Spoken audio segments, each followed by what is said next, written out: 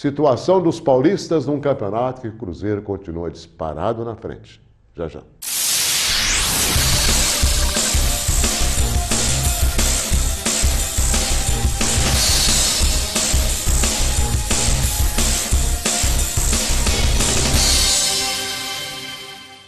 Com a rodada do final de semana, o Cruzeiro se firmou de vez na classificação. É verdade que empatou no Rio, né? Poderia ter ganho, é muito mais time que o Botafogo no momento, mas é um clássico, é um jogo tradicional. Botafogo saiu na frente, o Cruzeiro conseguiu empatar. Com esse resultado, o Cruzeiro mantém uma certa distância do segundo colocado. Está com 29 pontos contra 25 pontos do Fluminense. O Corinthians perdeu, né, a vice-liderança da competição, passou a ser o Fluminense.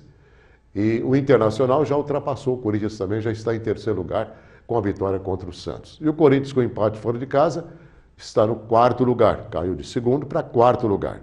Lá no sexto lugar, o Santos, São Paulo, sétimo, São Paulo e Santos, e o Palmeiras em 14º lugar, e ali a 3 pontinhos da zona de rebaixamento. É o quadro atual do futebol de São Paulo na disputa do Campeonato Brasileiro. É evidente, né, que a história do futebol paulista nessa competição é totalmente diferente desta realidade atual em que as equipes não conseguem se firmar. E olha, se você pegar aí, por exemplo, um jogador de São Paulo pagava toda a conta do time que empatou com ele no Morumbi. 1 ou 2 jogadores do Palmeiras devem ganhar mais do que todo o elenco do Bahia que empatou com o Palmeiras no Pacaembu. Do Corinthians, um salário só, pagaria toda a folha de pagamento do Curitiba, que empatou com o Corinthians. E aí pergunta, como pode isso? Uma vez ou outra pode acontecer. Sim, uma vez ou outra pode acontecer, mas está acontecendo sempre. E aí vem a preocupação. Está acontecendo sempre. Então, é natural que muita gente pode achar que falta comprometimento dos jogadores atualmente com a sua camisa.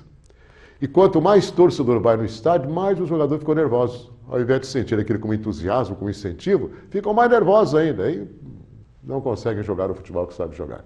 Verdade é que o Cruzeiro está, mais uma vez, mais próximo do título que os demais. O Fluminense reagiu muito no campeonato. O Internacional começa a se firmar. E o Corinthians está na 4ª posição.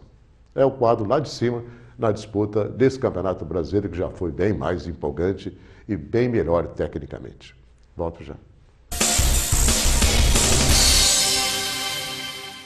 A Dinagro Agropecuária atua no ramo de comercialização e industrialização de agroquímicos. É uma empresa 100% brasileira, pioneira na fabricação de iscas formicidas e sinônimo de eficácia e tecnologia. Acesse o site www.dinagro.com.br e conheça mais sobre a Dinagro. Rodovia Anhanguera, quilômetro 304. Telefone 3629-1110. Dinatec Peças e Serviços, com 7.500 metros quadrados instalados. No Distrito Industrial de Ribeirão Preto, a Dinatec Peças e Serviços possui centro técnico com equipe altamente capacitada, peças originais e serviços para caminhões, ônibus e tratores.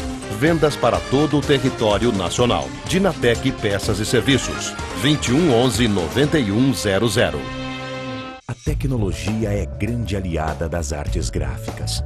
Indica caminhos, mostra soluções, mas isso não é tudo. Para assegurar excelência gráfica, é preciso agregar sensibilidade na dose certa. O olhar atento, apurado e experiente de quem conhece. Assim pensamos, assim fazemos. Nova sede, novos horizontes.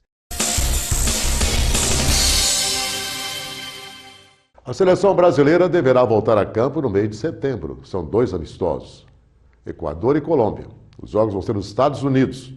E é natural que há uma enorme curiosidade para se saber como será a convocação da seleção brasileira. Se sabe que o dia 19 agora é a data marcada para que o técnico Dunga apresente a sua nova seleção, ou a velha seleção. Disse ele que ninguém está com as portas fechadas, que todo mundo é candidato. Mas não sei não. Eu acho que muitas surpresas deverão acontecer, mesmo porque o técnico tem uma filosofia de trabalho um pouco diferente daquela filosofia de outros treinadores. Ele vai atrás de comprometimento, porque ele era um jogador comprometido. Isso ninguém pode negar. Pode-se criticar até mesmo o seu trabalho na última seleção brasileira, que não foi bem, embora tenha ido bem antes da Copa do Mundo, em que ele foi o técnico da seleção. Mas uma coisa é certa e inegável. Como comprometimento em defesa do seu time, como liderança dentro do campo, o Dunga, de fato, era um espírito altamente favorecido por aquilo que se chama liderança. Então vamos ver agora na prática o que vai acontecer. Verdade é que o mês que vem, os primeiros testes contra equipes boas, Equador e Colômbia, né? São duas equipes boas e que vão naturalmente dificultar muito o início do trabalho técnico Dunga, que claro quer mostrar serviço e tomara que mostre bom serviço. Obrigado pela companhia, a gente se vê.